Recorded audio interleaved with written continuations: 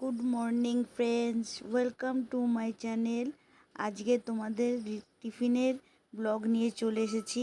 আমি সকালবেলা কি টিফিন বানাই, প্রতিদিন একরকম যদিও বা বানাই না, যখন যেটা মনে হয় বানাই। কোনো দিন চাউমিন, কোনো দিন পাস্তা, কোনো দিন রুটি তরকারি। তাই আজকে যেটা বানাচ্ছি তোমাদের সঙ্গে শুধু টিফিনটাই শেয়ার করার জন্য চলে এসেছি। তো আজকে বানাচ্ছি তড়কা আর পরোটা। তো আমার ছেলে তড়কা খেতে চেয়েছে আর আমার বর পরোটা খেতে চেয়েছে, তাই দুজনের পছন্দের টিফিন করা হচ্ছে। তো তড়কা বানানোর জন্য দেখুন আমি চপারে দুটো পেঁয়াজ কুচি করে নিয়েছি মিহি করে, আদা রসুন পরিমাণ মতো আর কাঁচা লঙ্কা কুচি করে নিয়েছি। আর তড়কাতে আমি ডিম দেব বলে তো আমি এখানে 3টে ডিম ফাটিয়ে নিচ্ছি। 3টে নয়, সরি, 4টে ডিম ফাটিয়ে নিচ্ছি। ফাটিয়ে লবণ দিয়ে গুলিয়ে আমি এটা কড়াইতে তেলে ভেজে নেব। তো আমি আরেকটা জিনিস আপনাদের বলতে ভুলে গেছি, ওখানে আমি দেখিয়েছি টমেটোটাকেও আমি ছুরি দিয়ে কুচি করে নিয়েছি। এবার দেখুন কড়াইতে আমি তেল দিয়ে দিয়েছি, সর্ষের তেলের উপরেই আমি তড়কাটা করব। তো সর্ষের তেল গরম হয়ে গেছে কড়াইতে, তারপর আমি ডিম গোলাটা দিয়ে দিলাম। ডিম গোলাটা দিয়ে ভালো করে আমি খুন্তি দিয়ে নাড়াচ্ছি ঝুরো ঝুরো করবার জন্য। তো ঝুরো ঝুরো আমার এখানে হয়ে গেছে। তো আবার আমি একটা প্লেটের উপরে নামিয়ে দিলাম। তারপর আবার কড়াইতে আমি সর্ষের তেল দিয়ে দিলাম। সর্ষের তেলটা আমার গরম হয়ে গেছে। তো ফোড়নে আমি গোটা জিরে দিচ্ছি আর শুকনো লঙ্কা দেব। দেখুন শুকনো লঙ্কা দিয়ে দিচ্ছি, দুটো শুকনো লঙ্কা ফাটিয়ে আমি দিয়ে দিলাম। তো এখানে প্রথমে আমি আদা রসুন আর কাঁচা লঙ্কা কুচিটা দিয়ে দিচ্ছি। তরকারিতে আদা রসুন কাঁচা লঙ্কা কুচি দিলেই ভালো লাগে, বাটা দিলে ভালো লাগে না। তাই আদা রসুন কাঁচা লঙ্কা কুচি করে নিয়েছিলাম, সেটা আমি দিয়ে দিলাম। তারপরে পেঁয়াজ কুচিটাও দিয়ে দিলাম। তরকারিতে সবসময় এই কুচি করা জিনিসটাই খেতে ভালো লাগে, বেটে বুটে দিলে অতটা টেস্ট আসে না। তো তারপরে টমেটোটা দিয়ে দিলাম। টমেটোটা দেওয়ার পর ভালো করে আমি নেড়ে নিচ্ছি। তো এখানে আমি দেখুন একটু লবণ দিয়ে দিচ্ছি। লবণ দিয়ে দিয়েছি কারণ যে টমেটোটা আছে পেঁয়াজটা আছে সব কিছু যাতে ঢাকা দিয়ে দিলে নরম হয়ে যায়।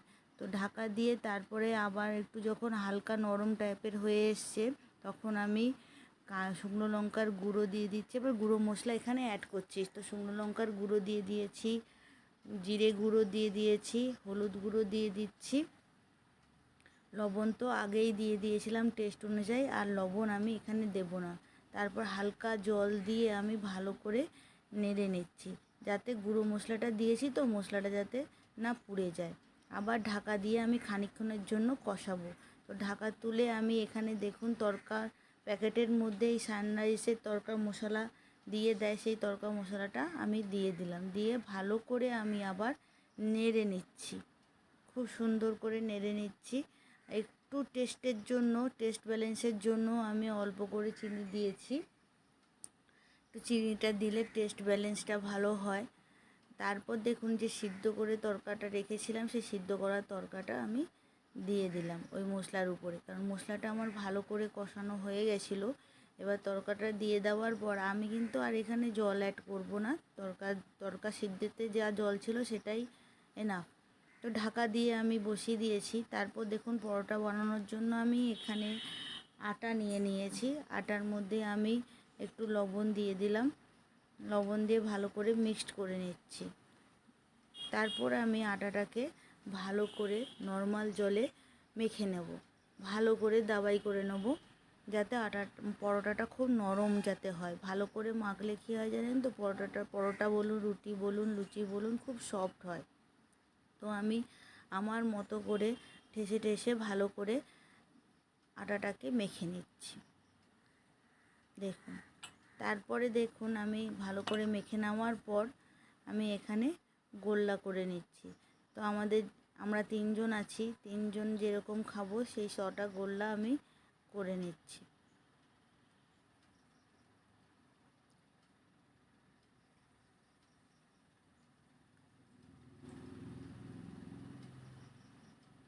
তো গোল্লা আমার করা হয়ে গেল। তো এখানে আমার তরকাটাও অনেকটা রেডি হয়ে এসছে। এই সময় আমি একটু কাসুরি মেথি অ্যাড করছি। কাসুরি মেথিটা মশলা কষানোর সময় দিইনি, পরে দিলাম, কারণ কি কাসুরি মেথির একটা সেন্ট আছে, ওই সেন্টটা পরে দিলে বেশ তরকার মধ্যে রয়ে যায়। তো কাসুরি মেথিটা পরে দিলাম। তারপর দিয়ে দিলাম ডিম ঝুরি।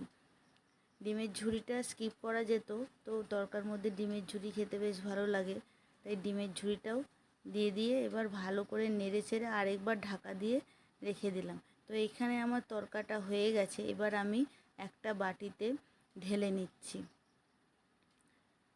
তো এক্সট্রা করে আমি এখানে আর ফোড়ন দিলাম না, আমি প্রথমেই ফোড়ন দিয়ে একবারে বসিয়ে দিয়েছি। তরকাটা লাস্টে ফোড়ন দিলে আরও ভালো হতো।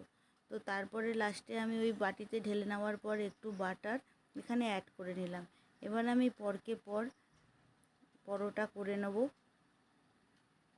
আপনারা দেখতে থাকুন।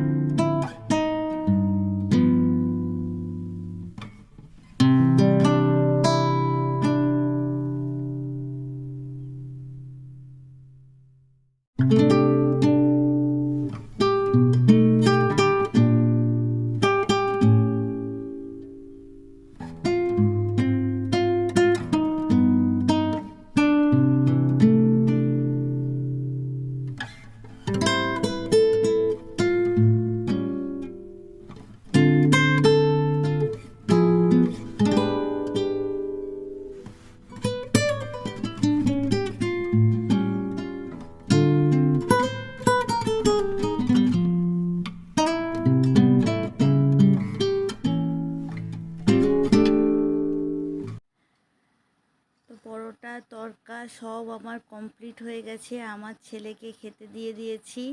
আমার ছেলে খেয়ে বলছে খুব দারুণ হয়েছে। তো এখনের মতো আসছি, টাটা।